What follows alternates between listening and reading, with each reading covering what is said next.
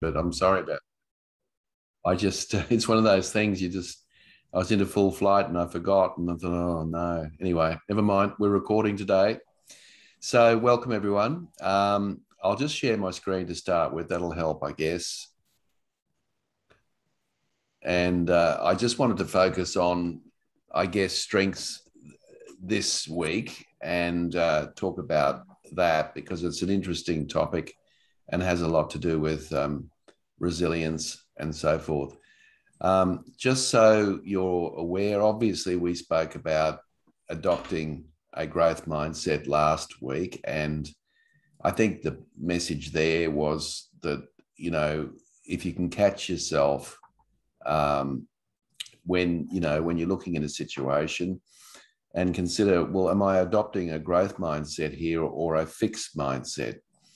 And it's better to have a growth mindset, obviously, than a fixed mindset, but sometimes we're not aware of how we're approaching things. So the whole idea is to consider how you might be approaching it. So this week we'll look at the idea of strength-based psychology and talk a little bit about that at the moment. So I just wanted to talk a little bit about strength-based psychology. Look, some of the strategies that you can use, and I want to share with you some practical strategies around this topic for yourself and also your team members as well. And I also want to talk about sometimes if you overuse strengths, it can be a problem, but the problem really, I think, is more likely that people don't use their strengths enough. And I'll talk about that as well. So look, let me just start, and then I'm going to stop sharing and then just talk to you generally about the concept of this. Obviously, last time we talked pretty much about the fixed and the growth mindset. And that's just a bit of a summary just to let you know what we covered. And I think it's far better to adopt a growth mindset than a fixed mindset. The truth of the matter is we're all, including me, everyone is a combination of both fixed and growth mindsets. However, some people, it's easier for them to adopt a fixed mindset. And of course, if you adopt a fixed mindset, then it's almost like you're adopting a victim mentality and believing that other people are conspiring against you and all sorts of things, which is not great. But we all go there occasionally, but it's not a good place to be long-term, particularly if you're looking at the whole idea of resilience. And that's why we're sort of covering that early on. Okay, so that's that. Did any of you have any questions, basically, before I move on from last week? Growth mindset, all clear? All right, brilliant. Now let's talk about positive psychology. Probably the person who is most noted for this would be Martin Seligman, who's a psychologist, a very well-known one in the United States. 25 years ago, he started to question his practice and what he was doing. And he sat down and thought, well, all I seem to see is people who are in misery. And of course, it's my job to help them get out of misery and to help them function effectively. And that's part of psychology. But he thought, what about the people that are performing very well, who perhaps, aren't suffering in terms of their own mental health? What is it that we can do for these people that might be useful? And so he went on a crusade to develop the concept of positive psychology. And he wrote a really good book called Learned Optimism. And that was really the start of that about 25 years ago. And it's a very interesting concept because and I'll probably just share a little bit of that with you. There are three beliefs about it. And obviously what I'm going to do once I've explained all this to you is give you some tips and hints on how you can apply it in your own day-to-day life. So the three principles are these. The first principle is that we ought to concentrate on our strengths, but the problem is all of us have been brought up with the idea that we should be concentrating on our weaknesses. And that starts from a very young age. So you come home from school and you get your report card. On your report card, it has on your report card that you got 86% for English and 45% for maths. And of course, your parents are going to focus in on the latter, aren't they? They're going to talk about the 45% maths. What are you going to do? How are you going to build that up? So from a very early age, we're taught to work on our weaknesses. And then when we get into the workplace, we're taught the idea when we have these performance reviews, usually what happens is that we talk about the things that aren't going well, and we don't talk about the things that are going well. So our whole society is geared around this whole idea that we should be building up our weaknesses. And I'm not suggesting we should leave them. Of course, we should be at least meeting a minimum acceptable standard performance. But if we're only concentrating on those things, we're probably not going to get the maximum benefit of what value we can add in the workplace and also in other ways. So for example, if we could say you could have 100 hours to work on a strength and 100 hours to work on a weakness, and assuming, of course, that the 100 hours was well spent, where would you get the greatest return on investment, on the 100 hours on weakness or 100 hours on strengths?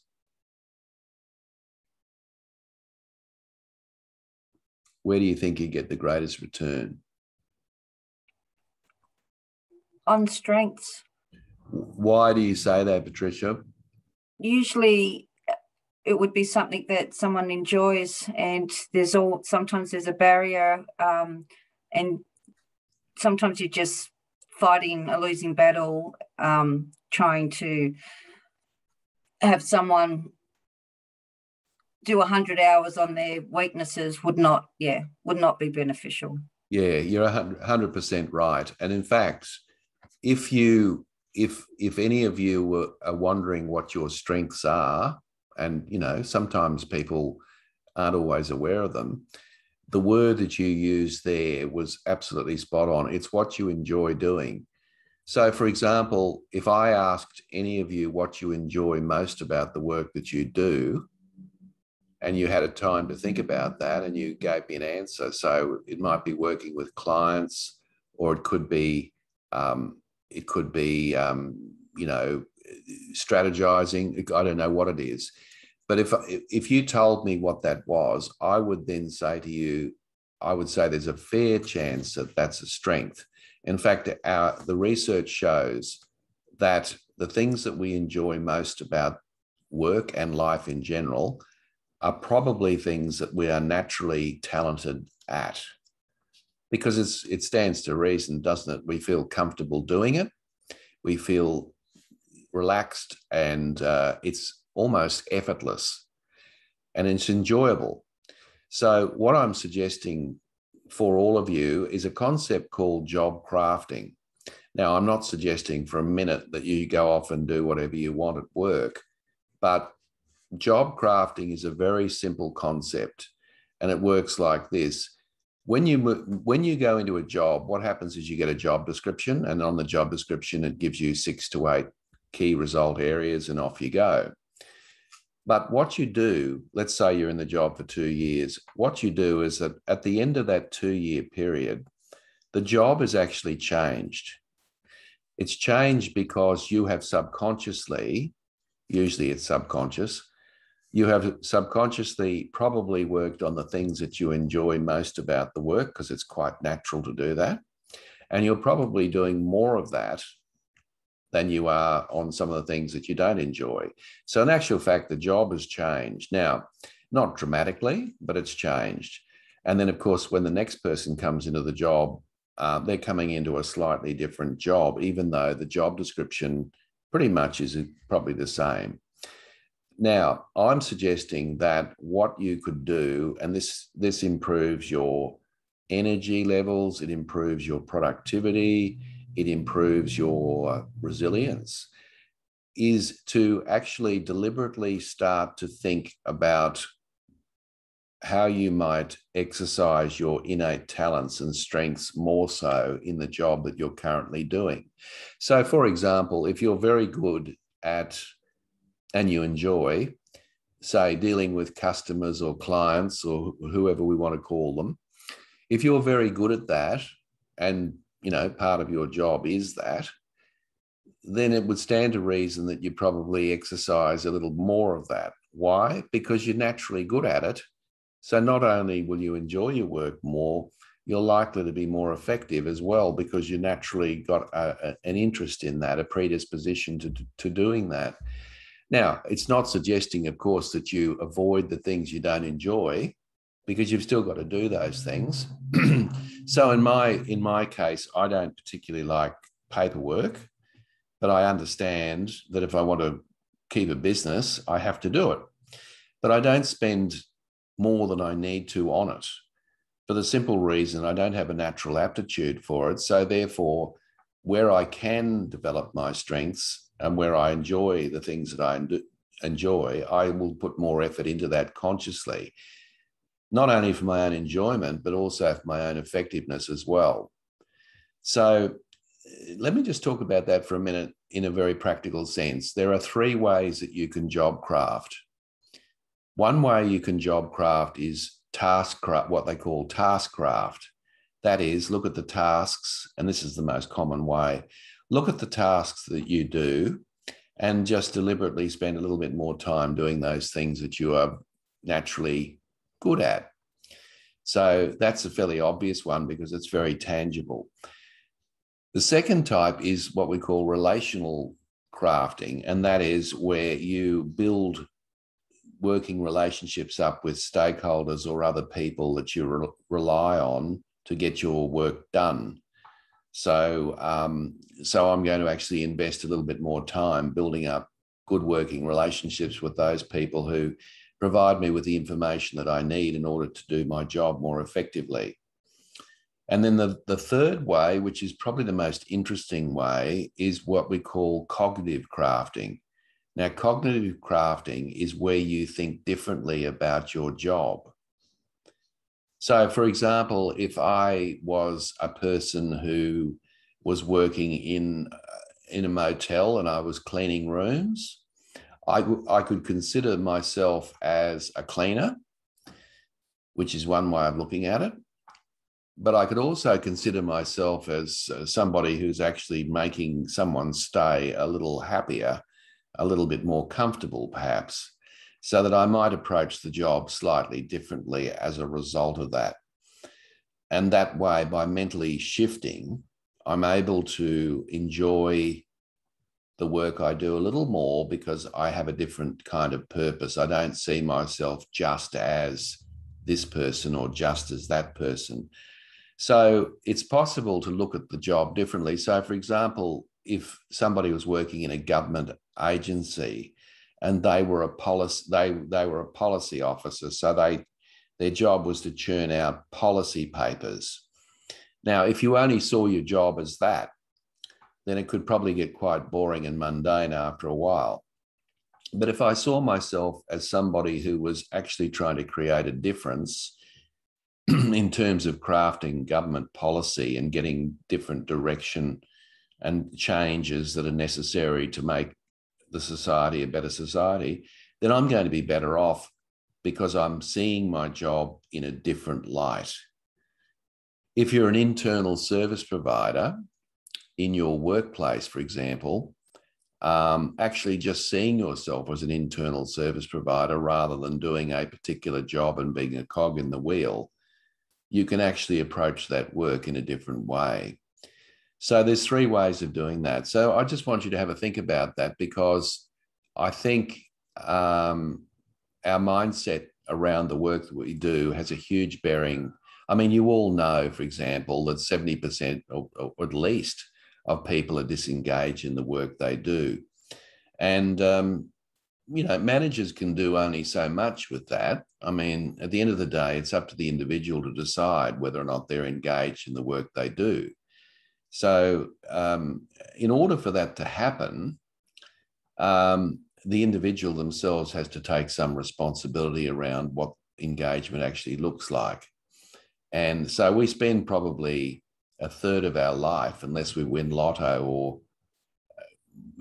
gain a great inheritance from our parents or whatever, we spend about a third of our life in the workplace. So it doesn't seem to make a lot of sense that we're going to be completely disengaged for a third of our life in something that we're doing. So cognitive crafting is looking at the work differently. So that's another way. So any questions or observations about job crafting as such? Yeah, I guess I've got a question. Yep. Could you have a fourth one, and where would it sit for job crafting of, because I create teams around me that do all the bits that I don't like? Yep, good. That sit within one of those ones. So that would be task crafting, because what you're doing, it's probably a little bit of task and relational crafting, because what you're actually doing is you're deferring those tasks or giving those tasks to somebody else. So you'd have to say that it probably is task crafting, but it's also relational crafting, because obviously you've got to talk to those people about the importance and value of those tasks to get their buy-in to do the job that you want them to do. So I'd say, Hattie, it's probably a task crafting. So that's a really good example of how that might work, because your argument is probably, other people are better at doing this than I am. So why would I bother to be banging my head against a brick wall when I know that there are other people in the organisation that can do it better? So some people love it. That's the thing. Well, that's it. Yeah. I mean, some people love paperwork. Good, thank goodness, because I don't. So I mean, yeah. So I think, and you may think, well, how much power do I have over this? Well, you may not be able to do what Hattie's doing, but you may be able to talk to your manager, or you might be able to build better working relationships up with somebody that you've been at loggerheads for a long period of time. So they're not getting information to you that's required. So you really build up those alliances and think, how can I do that? Rather than sitting back and waiting for them to do that, because they may not do that. So there's a lot of ways of doing it. But remember what I said before, we do it anyway, don't we? I mean, it's just natural that you're given a body of work to do. You're just naturally going to gravitate to the things that you enjoy. I'm just suggesting that you do a bit more of it overtly and not just that way, because that creates that. I believe if people did more of that, engagement levels would go up significantly. And if I was managing in the corporate world as I once was, I would be actually encouraging my team members to job craft. What I'd do is I'd get together with them and I'd say, what's the thing that you enjoy most about your work? And they say to me, whatever. And I would say to them, okay, how could you do more of that within the confines of your job description, and how can I support you? That would be a smart move as a leader to do that. And then it'd be up to the person to take the initiative and go ahead and do that. So it's a very practical thing. It's something that I don't think we do enough of. Sometimes I think our job descriptions and everything make it actually hard to do that, because everyone's sort of, they're set in their ways and they have to do it this way and they've got to do this and this and this. Of course, there are things that have to be done. Nobody's suggesting we shouldn't do them. But what's to stop us putting our discretionary energy into the things that we actually enjoy more? Makes a huge difference. Does that make sense, Rebecca, for you? Is there any way in your line of work you could job craft, or maybe you're just doing it anyway? I think I do a little bit of it, but when another assistant says they have capacity, I look at what what I enjoy, I'll keep, and then I might give off some other things. But but I've also in like being the EA as well. I've got other people I can delegate stuff to, like business coordinator that just joined the firm. So I'm able to give him a lot more stuff now. Yeah. I guess because he enjoys doing it. Yeah. Yeah. Yeah. Well, that's the secret of it. And that's what Hattie was saying there before, that, I mean, obviously it's not just a case of hiving off work to somebody else who is just finds it as loathsome as you do. I mean, that's not going to work. That's not going to last. And obviously that person's going to get up miserable and upset. They probably won't do a very good job on it. So what's the point? So yeah, you've obviously got to think practically about it as well. So Patricia, I believe you're a manager. You're a manager. Is that true?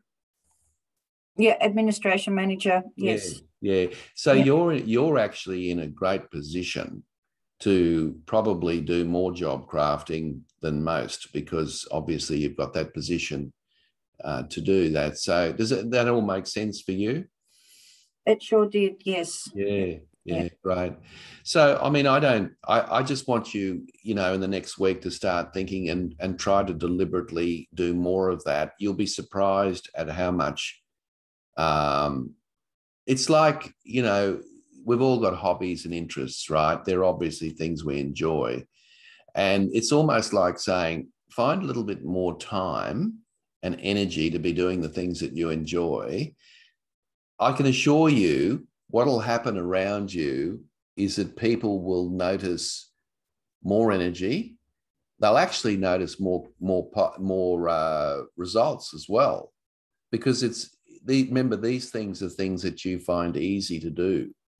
And because I'll give you a personal example. You can see behind me, I've written a few books. I'm on to book number 12. This year, I've written 5 books. Now, that's not my main business, is pretty much doing what I'm doing here now, right? And what that means is people say, oh, goodness, how in heaven's name can you write 5 books amongst everything else? I love it. I'm good at it. I enjoy it.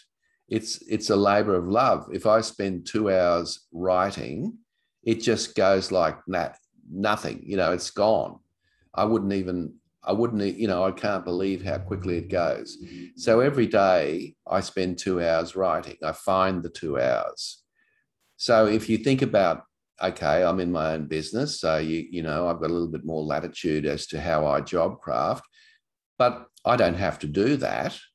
I don't have to write books. No one's forcing me to. And quite frankly, if I didn't have 1 book published, I could still do this work very capably. But I've decided that it's something that I love doing, and it's another way of me communicating to other people my messages, right? So writing 5 books a year is just a piece of cake. And I think for you, all 3 of you, you've probably got things that you are just naturally good at. Now, if you'd like to know more about this, I'm going to give you a link to a test that you can do to find out what your strengths are. But if I was in your position, I'd go and buy a book called It's called Strengths Finder 2.0. And the author of that book is Tom Rath, R-A-T-H, Strength Finder 2.0, Tom Rath. Now, the book itself it's an easy read. I mean, you'd read it in a couple of hours. It's nothing onerous about it at all. But the big value in the book is that in the back cover, there's a code, and you put the code into your computer and you can download the test. And what it'll come up with is your top 5 strengths. And it's incredible. You won't be surprised. You'll be actually go, oh, wow, you'll probably be thinking, yep, nailed it. Now, number 1 strength on my list from when I did Strength Finder was learning and development. It's just learning. I love learning. I'm not trying to blow my own trumpet. It's just I love learning. So for me to write a book and to find out all the details of what I need to write about is no big deal for me. In fact, it's a labor of love. So once you find out what those 5 strengths are, the next step is you can start to craft your your life around those 5 strengths. Better still, if and when you decide to move on and you're looking at your career changes, you can look at jobs, not just be mesmerized by the title or whatever it might be, but you could actually look at it on the basis of, does this match my strengths? And obviously you're going to be much happier. Think about, all of us have been in jobs that we've done where we didn't enjoy them. And if we actually think about why that is, it's often because we're working on stuff that we just don't feel naturally, we just don't enjoy it. And so it's drudgery. And so if you can craft your whole career around your strengths, what a difference that will make. So that would be a good investment for $12, $13 to get a hold of that book. It's one of the big sellers of all time. So it's like you could pick it up online or wherever, but it certainly would be something to look at, I would suggest, if that interests you. So strength-based psychology is critically important to resilience. Let me go back to my slides. Now, second key point about this strength-based psychology is that, the argument is we ought to be interested in pursuing the best things in our current situation. And it's the same as what I've said before, is that let's start working on the things that we're naturally comfortable doing. And let's spend more time doing that. And that brings us happiness. It brings us joy. It brings us productivity as well. So this is a very important part of the program we're running through, that if you can just get your head around this and start to craft your work, and in fact, your life, to be honest, around this whole notion of what I'm good at, not avoiding, of course, the other things, because I remember talking to a group the other day and they said, oh, does that mean we don't have to do the stuff we don't enjoy? No, you still got to do it.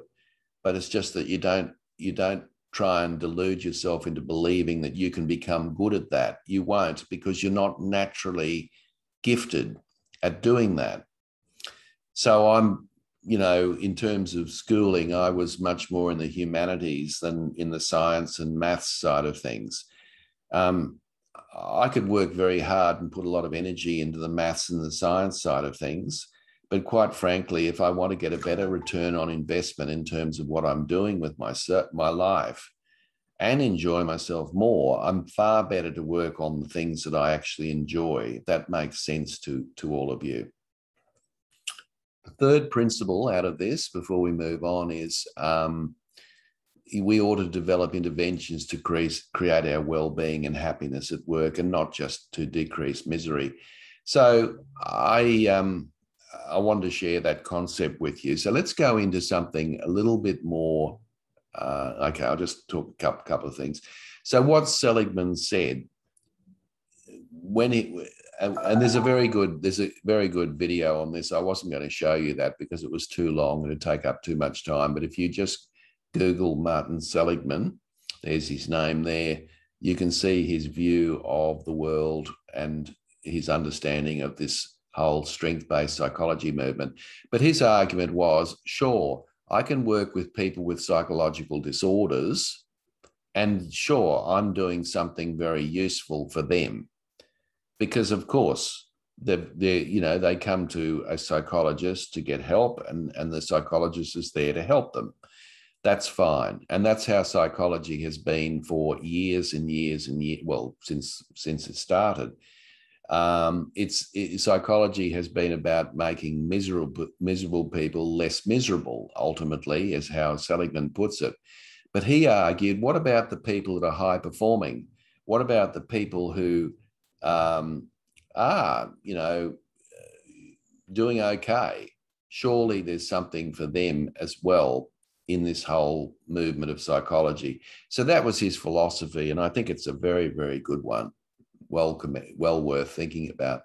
So what I want to do is ask you, I'm going to stop in a minute. I just want to share with this what Seligman came up with was this PERMA model.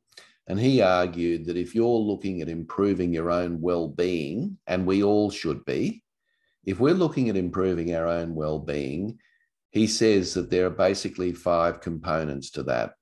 We should be looking after being as positive as we can, which is what the P stands for. We should be looking after more engagement in what we do. We should be ensuring that our relationships are as good as they can be. We should be trying to capture some meaning in our life in terms of what's important to us. And we should also be accomplishing certain things.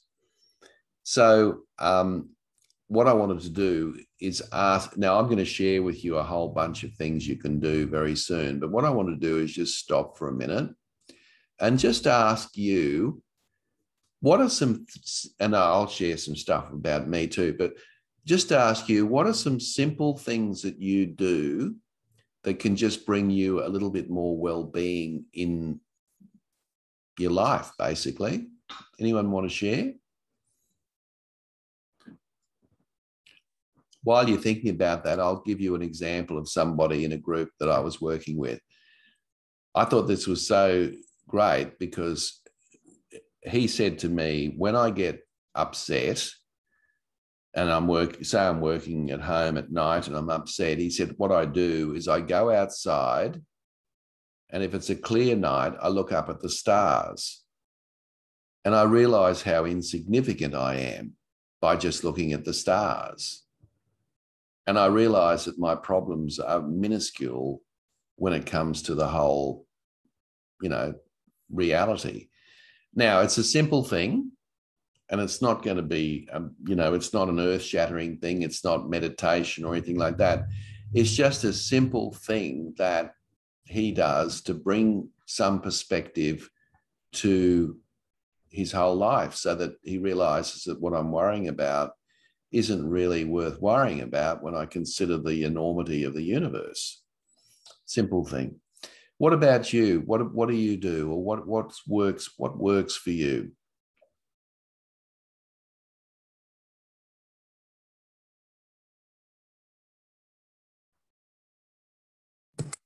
I've got lots of things. So about a month ago, I set up like a KPI thing to make sure that I was actually, and it's not to rate myself, it's to actually look at the month ahead and look at all the things that actually make a difference in my life. So instead of just focusing on work, making sure that it's sort of more broad across the things that are really important, because it's always the things like going to the beach, just say that you get there and you go, oh, this is so great. But then when your life gets busy, you don't do it, but you don't notice you're not doing it.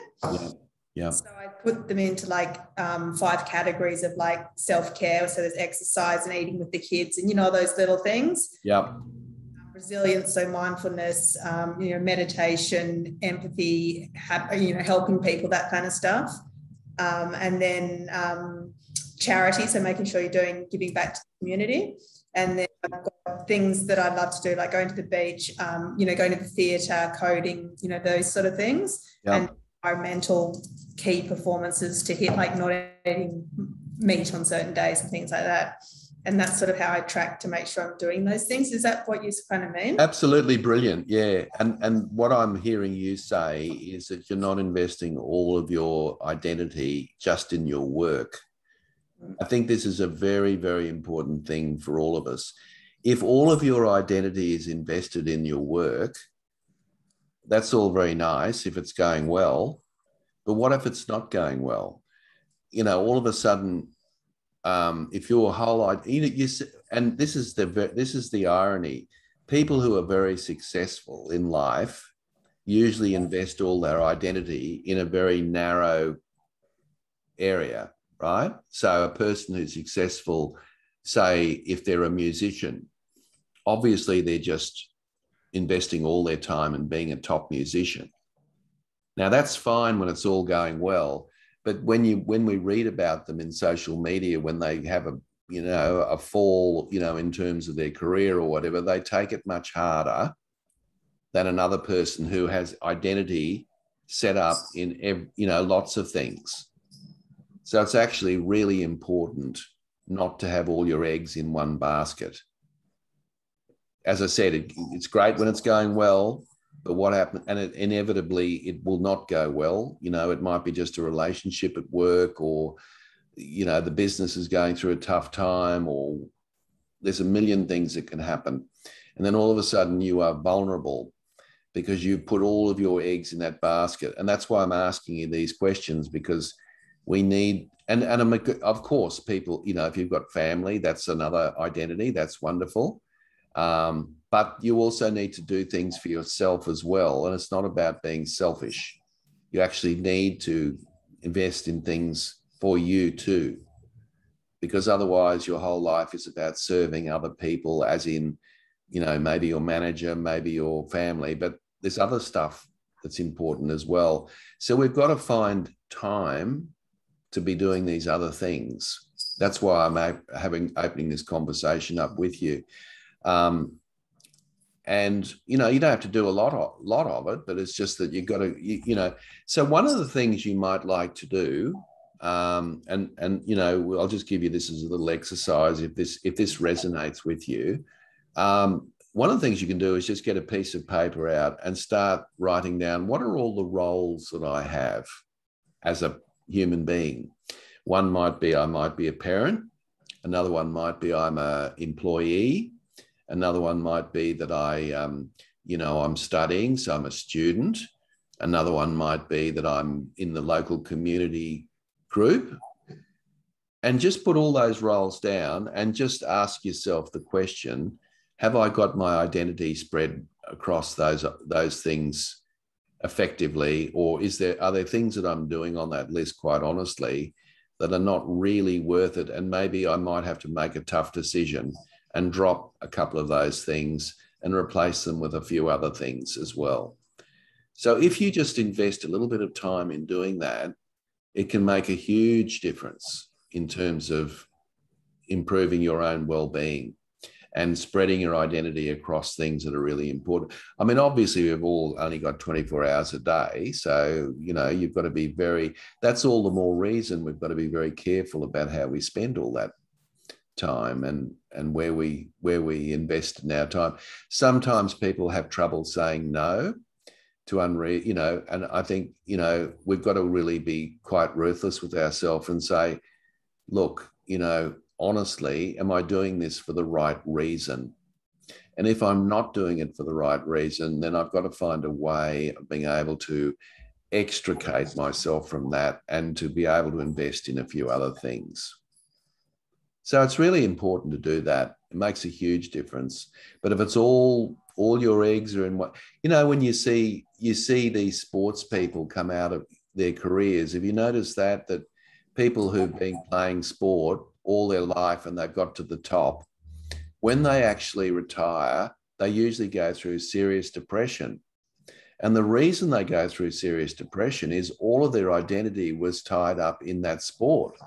So the cheering of the crowd, the adulation, the notoriety, all that's gone as soon as you retire. And so because that person hasn't set up their identity across a number of different things, they're making themselves extremely vulnerable and their well-being will suffer. So, and I've worked with a few sports people and said, you've got to get some interests away from the sporting world, because if you don't, your identity is, so if you're losing, let's say you're in a team and you're losing every week, the coach is terrible, nothing's going right. Well, of course, you're opening yourself up for a lack of well-being very, very quickly. So if it's good enough for a person like that, I think it's good enough for you and me. What about you, Patricia? Do you have some things that you do to just balance things out a little bit? I try. I'm not very good at it. It's a work in progress, but yes, I need to sometimes take more time out for myself. But just on the general, if like your example, if I'm having a bad day, I just take a 5-minute break, take a breather, and try and reset and and think it's not as, it's not the end of the world. So yeah. Good on you. Yeah, that's really important. And you know what? Don't feel guilty about it. That's the other side of it, because I think sometimes we think, oh, well, we're looking like we might be slacking off or whatever. But you're not going to be at your optimum all the time. And, walking is another thing that's very good. Go for a walk. And it doesn't have to be a long walk. I've got a client in Melbourne who, and of course, over COVID, it probably wasn't that easy. But before that, their office was right near Etihad Stadium, or I've forgotten what they call it now. But she would get out of her office and she'd go a walk around the stadium. It takes her 10 minutes. It was enough to clear her head. She came back into the office and she thought about things a little bit more rationally. You're going to get that time back, as in, you're going to think clearer about something. There's a great book written called Third Space. And the whole concept of third space is you need to take time out. So, for example, when you're going to a meeting at work, when you have back-to-back meetings, and we've all been there, it's hopeless, because what happens is you go from one meeting to the next. It takes you about 20 minutes to just work out what you're doing there. And you've wasted an hour in a meeting and you haven't contributed anything necessarily, because you haven't really thought about what you wanted out of the meeting. So what would to stop any of you saying, I'm assuming it's not back to back, what do I want to get out of this meeting? So if you're chairing the meeting, so if it's you, Patricia, and you're running a meeting, what's the key message you want to get out? What's the key thing you want to get out of this meeting? And I don't mean just hearing what is happening, but what's the key thing that you want out of that meeting? And if any of you are attending a meeting, you can still ask yourself the question, what am I trying to get out of this meeting? Because if you go into the meeting with a mindset about what you want to get out of the meeting, then it's likely that you'll enjoy the meeting more, because you're there for a reason. I mean, okay, you've been told you've got to be there, fair enough. But if you say you're in a meeting and you want to share a point of view that hasn't been shared by anybody else, and you feel very strongly about it, and you feel it needs to be said, and you feel it's adding not a whinge, but a good contribution, then that's what you want to get out of the meeting. So when the opportunity arises in the meeting, you can then share that point of view. I'll guarantee you'll feel better about yourself, because you're being purposeful. It doesn't mean you're going to be effective. Okay, you might share something, no one listens to you, but the bottom line is you are there for a reason. You've done something, you've walked away, and that's the important thing. So purpose is very important as well. But Third Space, the book, talks about taking time out to think about what I'm trying to do here. And we're living in a world that the great management consultant Warren Bennis said, the greatest challenge of the 21st century is the management of distraction. He's 100% right. We are bombarded left, right, and center with different things coming from all different angles. So we can't afford not to take time out. Now, I might be showing my age here, but there was such a time where there was idle time. Idle time is when you can sit around and do nothing. Well, I don't know the last time I had too much idle time. I've actually got to create that now in order to make sure that I get that downtime to be able to refocus on what's important. So a little technique, I think that's great advice. Take time out when you need it. What about you, Rebecca? Anything that comes to mind? I was going to say what you mentioned, walking. So at the end of the day, if I'm doing something that's urgent and I can't think straight, I'll just go for a walk with the dog and my partner, and then I'll come back and finish off the job. It just clears my mind for that, 20-minute, 30-minute walk, and then I'm ready to focus again. Yeah, I've never come back from a walk feeling I shouldn't have done that. I might walk out the door thinking I don't want to do this, but I've never come back saying, gee, that was a waste of time, because walking is probably the most natural thing that a human being can do, because that's how, that's what we did. That's what we do. So walking's brilliant. I mean, I'll share with you some other things now, which you can consider doing. So I'll just put up my screen and then I'll share some practical things. I'll just go to the next slide. Now, here's some things. And I would encourage any of you to ask more questions about any of these things, but I'll run through them. I've identified your signature strength. That was clearly something I mentioned earlier. And, in the slides, I've got there's a free test you can do on finding that out. But as I said to you before, the StrengthsFinder 2.0 is a much more sophisticated test if you want to invest in that. And then this one here, which is job crafting. All right. So, I've already given you the first two. Now, believe it or not, just simply saying thank you more than you probably already do is affirming not just to the other person, but also to you. We don't do enough of this. And I think that it's a pity, really. We should thank people more than we do.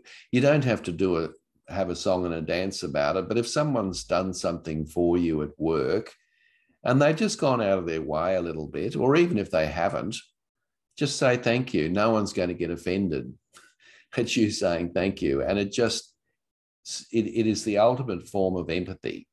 And it just simply affirms that you appreciate what that person's done. We do know from research that one of the most powerful tools, in fact, of everything, is gratitude. Now, I'm not talking necessarily about it in a spiritual sense, but I'm talking about it in terms of taking time out occasionally and being grateful for what we have rather than what we don't have. And, you can do this. You can do this virtually as an exercise. So what I do is I often have a journal and I'll write down, 3 or 4 things that I'm grateful for. It could be anything, really. It could be the fact that I get to do this work. It could be that, I'm in a great relationship. It could be that I've got 2 healthy kids. It could be anything, but just reminding myself of what I've got rather than what I don't have.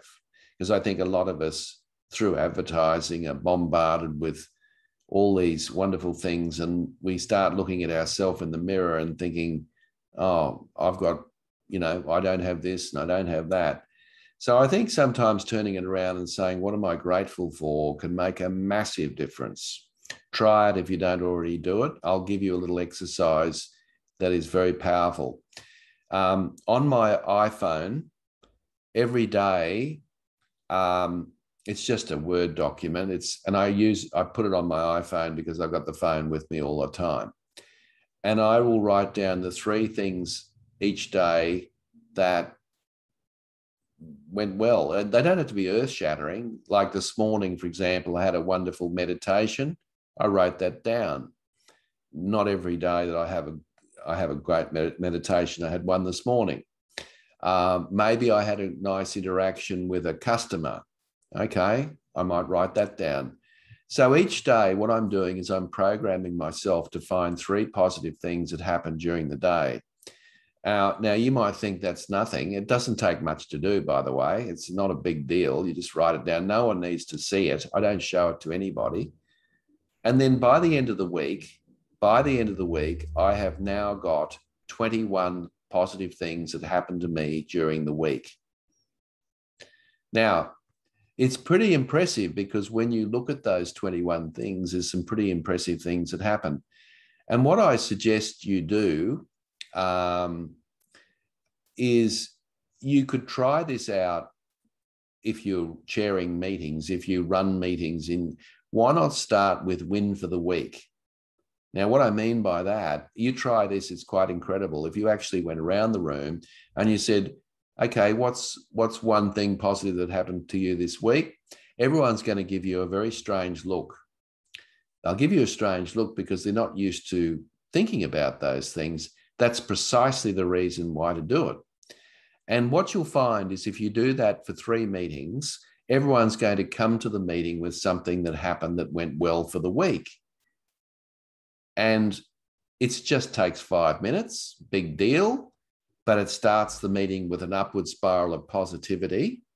And then we can start talking about all the issues we need to talk about, which are probably negative anyway. So there's a simple thing. Saying no to too many choices. If you, and I'm a bit like this myself, so I've got to be honest, if I have trouble saying no, I just need to learn to say no. No is not being selfish. You can't do everything. And in fact, I find that people who don't say no are the people that get picked on the most. You know why, don't you? Because they know that you won't say no. So what happens is people who are always saying yes always get picked on to do more and more things. And it ends up they get upset and angry because they think, why is it that I'm being such a generous person doing all these things and everybody picks on me? Well, look in the mirror, because it's probably because you're having trouble saying no. You have to say no to some things. You can't say yes to everything. And so have a think about that one, because that's often the big problem for a lot of people. I don't know if you've ever heard of flow. Flow is the state where you're in a state of flow where you're in the zone where you're doing something and time stands still and you're just completely in the moment. It can happen in lots of things. Musicians often go through flow when they're in that state. We'll talk more about that later in the program, but I think finding activities where you can engage in flow is really powerful. Now, I was going to talk about it, meditation and mindfulness. I know some of you have tried it and haven't had success with it. Honestly, give it a go. You'd be quite surprised at what it can do. Now, it's been around since the year dot. Obviously, it's not a fad. It's what's happening now is we Westerners are starting to realize that there's something in this. So it might seem like a fad. It's just that we're now coming to the realization that this is something that is really powerful and useful. Now, you don't have to do what I do. I meditate for an hour every day. First thing I wake up in the morning, I meditate. I'm not suggesting you do that. I've worked up to that over 15 years. It's not like it's some... Now, I wouldn't do it if I didn't think it was helpful, right? I'm not doing it for suffering.